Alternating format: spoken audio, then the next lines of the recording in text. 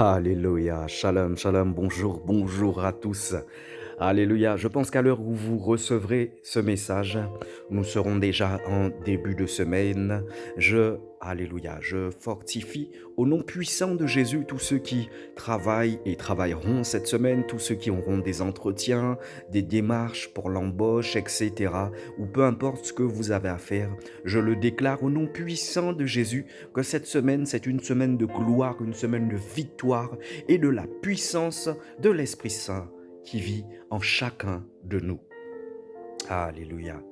Comme nous le disons, la vie est courte, elle est sans repos, pleine de souffrance et de vanité. Et la seule chose qui compte réellement est d'avoir Jésus-Christ. Bien-aimé, le mariage c'est bien, avoir des enfants c'est bien, avoir un travail c'est bien, avoir un statut c'est bien. Alléluia. Être payé 40, 50 K par mois, c'est bien. Ça s'appelle la grâce de Dieu et elle est pour tout le monde, pour le juste et pour le méchant, pour le mauvais. Alléluia. Mais ne nous y trompons pas. Ces choses ne nous garantissent pas la vie éternelle et le salut. Gardons les yeux fixés sur l'essentiel. Nous sommes dans un monde où tout va très très vite. Et nous savons que ce monde est sous l'emprise du malin, sous l'emprise du diable. C'est lui qui est pressé et c'est lui qui agit au travers des hommes. Ce que Dieu a déclaré est et personne ne pourra le changer. Il est le même aujourd'hui et éternellement. Ce que Dieu te dit ce matin, alléluia, c'est garde ma paix parce que sa puissance, ma puissance s'accomplit dans la paix. Ce que l'œil n'a point vu et que l'oreille n'a pas entendu, l'esprit le sait. Que nous soyons tous remplis de paix, que nos foi soient fortifiées encore en ce matin. Nous étions en train de parler du rythme qui nous est imposé dans cette vie. Vous savez qui est pressé comme ça? C'est pour ça que nous devons avoir du recul sur nos attitudes, sur nos pensées et sur toutes choses. Nous devons être des personnes nous devons faire notre introspection. Alléluia, et ne pas nous laisser conduire par tous les vents et marées, par tous les flots, par tout ce qui se passe autour de nous. Dieu nous a donné la paix. Mais le diable, lui, il est anxieux en ce moment. Il n'est pas bien. Il sait que la condamnation a déjà été proclamée sur lui. Et il sait qu'il lui reste très très peu de temps. C'est pour ça qu'au travail, on vous en demande plus. On vous dit allez plus vite. Mais ils ont même inventé un slogan qui dit « Travailler plus pour gagner plus ». Dans tous les cas, mes bien-aimés, c'est faux. Toutes ces choses sont là pour juste vous enlever une certaine paix et vous empêcher en fait de voir au-delà de la barrière spirituelle. Lorsque nous rentrons chez nous le soir, nous sommes lessivés. Nous prions à notre Seigneur avec le fin fond de nos cœurs, puisqu'en vérité, nous sommes lessivés. Nous sommes lessivés par ce monde. En tout cas, gloire au Seigneur soit rendue pour tous ceux qui sont ses fils et ses filles, puisqu'il nous avait prévenus. Et il faut que toutes ces choses puissent arriver, afin que la gloire du Père s'accomplisse. Il est Dieu. Reprends confiance, reprends force, reprends courage aujourd'hui. Il est le maître du temps et des circonstances et de toute la création. Alléluia. Sois fortifiant ce matin au nom de Jésus. Et ce matin, le but est que nous soyons exhortés par rapport à tous ceux qui nous ont précédés. Nous savons que les temps qui sont passés étaient très difficiles aussi, où les serviteurs de Dieu étaient exécutés, où ils étaient châtiés. Et aujourd'hui, toujours pareil, nous vivons une époque troublée, mais d'une façon différente. Les catastrophes se multiplient, l'histoire de coronavirus, de passe sanitaire, les tremblements de terre, les tsunamis, les incendies, les inondations, les éruptions volcaniques, les cyclones, etc., etc. Et à tout ça, s'ajoute l'inquiétude et la peine qu'engendrent les difficultés familiales et personnelles. Alléluia. Ceux qui s'accrochent au Seigneur, en tout cas, parviendront Alléluia, à faire face à ce genre de situation, éprouvé ou pas, avec les larmes ou pas, avec la sueur ou pas, mais tout est accompli et la victoire est en nous par le nom précieux de Jésus-Christ. Chacun de nous, en tout cas, souhaite être prêt à endurer toutes ces épreuves qui peuvent et qui pourront se présenter alors que ce système approche à sa fin. Alléluia. Les bien-aimés, sachez que le Seigneur m'utilise et m'a utilisé auparavant et continue de le faire en tout cas pour annoncer son retour, afin que nous soyons préparés. Et nous voulons savoir ce matin comment affronter les difficultés sans les laisser nous submerger. Qu'est-ce qui nous aidera à les surmonter avec courage tout simplement. Amen. Nous avançons. Nous allons apprendre de ceux qui se sont armés de courage. Alléluia. Selon Romains 15 au verset 4. Comment trouver du réconfort face au malheur? Et alléluia. Bien qu'il frappe plus de personnes que jamais, les malheurs n'ont rien de nouveau.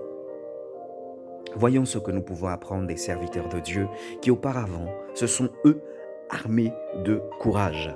Romains 15, verset 4. Quelles épreuves David a-t-il endurées et auprès de qui a-t-il trouvé de l'aide? Alléluia.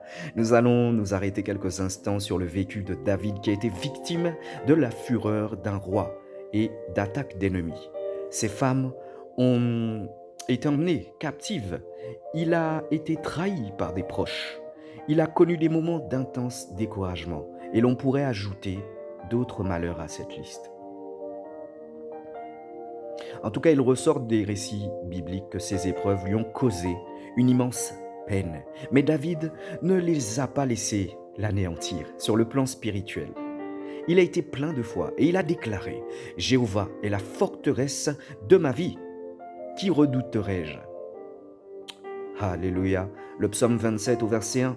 Vous pouvez aussi lire le psaume 27, toujours, versets 5 à 10. Alléluia.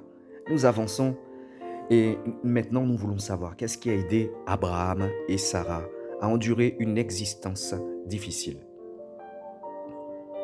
Abraham et Sarah ont passé la majeure partie de leur existence sous des tentes en terre étrangère.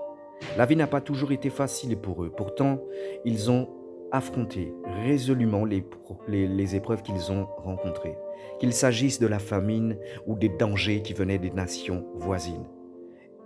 Nous nous posons la question et nous voulons savoir comment ils ont fait, comment ils ont réussi. Alléluia. Pas de secret, bien-aimé, toujours la même chose, la parole de Dieu. La parole de Dieu nous dit qu'Abraham attendait la ville ayant des fondements véritables. Ville dont Dieu est le bâtisseur et l'auteur. Hébreux 11, versets 8 à 10. Lui et sa femme sont restés concentrés sur les promesses de l'Éternel. Ils n'ont pas permis aux aléas de la vie de les démoraliser. Comment pouvons-nous imiter Job? Nous savons tous, bien-aimés, les terribles épreuves que notre bien-aimé Job a traversées. Alléluia. Et bien-aimé, Job a subi de terribles épreuves. Imaginez ce qu'il a dû ressentir quand sa vie lui a semblé tourner au cauchemar. Pour ne rien arranger, il ignorait la raison de ses malheurs. Il n'a pas renoncé pour autant. Il a gardé son intégrité et sa foi en Dieu. Vous pouvez lire Job 27 au verset 5. N'est-ce pas un magnifique exemple à suivre? Nous avons aussi le bien-aimé, l'apôtre Paul. Quelles épreuves Paul a-t-il traversées dans sa vie chrétienne?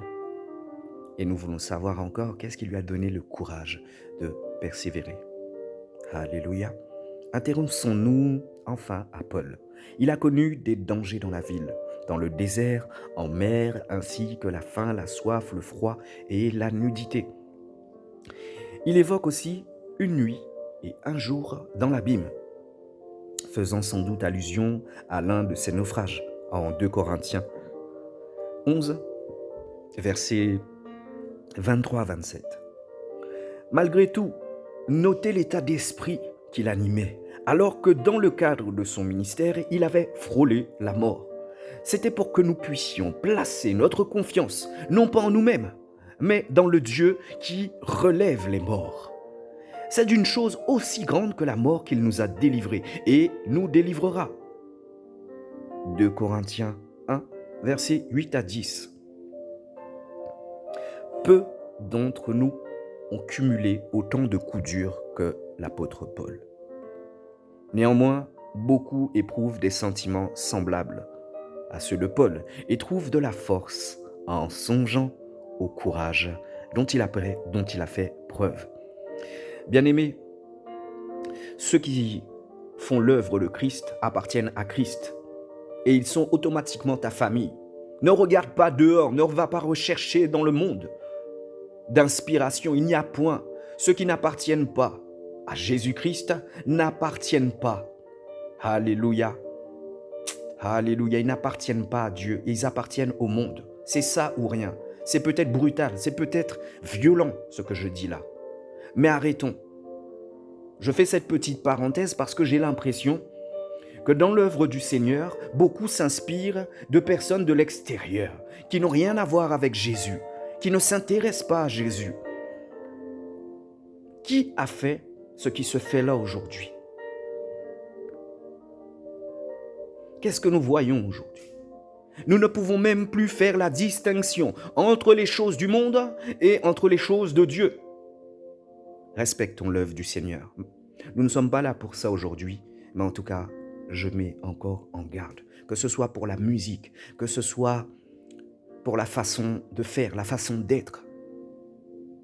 Il y a distinction entre le jour et la nuit. Alléluia. Avançons. Ne laissons pas les coups durs nous anéantir. Ne laissons pas les coups durs nous engloutir. Quels effets les difficultés de la vie pourraient-elles avoir sur nous? Quantité de gens aujourd'hui, y compris les chrétiens, se sentent accablés par les catastrophes, les difficultés, les pressions. Alléluia. Alléluia. On veut savoir comment ne pas laisser les difficultés de la vie nous submerger. Bien-aimé, sache que même la médecine a depuis longtemps constaté la valeur thérapeutique d'un état d'esprit positif. De nombreux patients à qui on administre un placebo, une substance neutre, ressentent un soulagement simplement parce qu'ils pensent être soignés. L'inverse, appelé effet nocebo, se vérifie également. La santé de certains se dégrade simplement parce qu'on leur dit que leur médicament aura des effets secondaires pénibles. Bien-aimés, nous appesantir sur des situations contre lesquelles nous sommes impuissants ne peut donc que nous affaiblir. Jésus ne nous fournit pas de placebo et nous lui en sommes reconnaissants. Lorsqu'un malheur nous frappe, il nous procure une aide réelle à travers les encouragements contenus dans sa parole, le soutien de nos frères, nos sœurs et la force de son Saint-Esprit. Bien-aimés, nous focaliser sur ces choses nous redonnera vie, elle nous revigorera. Au lieu de ressasser ce qui ne va pas, prenons des mesures pratiques, adaptées à chaque problème et fixons notre attention sur les aspects positifs de nos vies. Proverbe 17, verset 22. Bien-aimé, cette exhortation, elle est pour moi-même. En tout cas, j'aimerais te dire quelque chose. C'est que tout être humain bien constitué, tout chrétien normal éprouve des sentiments. Mais ce sont des sentiments qui ne le freinent pas, qui ne le bloquent pas et qui ne demeurent pas. Certes, nous sommes éprouvés, mais rien ne peut nous empêcher d'avancer en réalité.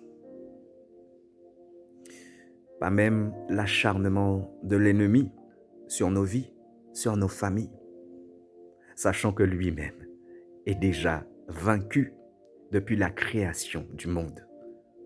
Alléluia. Bien-aimés, nous sommes plus que vainqueurs en Jésus-Christ. Plus que vainqueurs en Jésus-Christ. Si tu as besoin d'être fortifié, il t'a tout donné. Des personnes bienveillantes que tu peux constater autour de toi avec le discernement de l'esprit, mais surtout sa parole. Je t'invite aussi à le louer, à l'adorer. Waouh! Dieu est grand, Dieu est puissant. Je prie encore qu'en cette semaine, il se révèle à toi puissamment. Alléluia. Mes chers bien-aimés, c'est tout pour aujourd'hui. À très bientôt.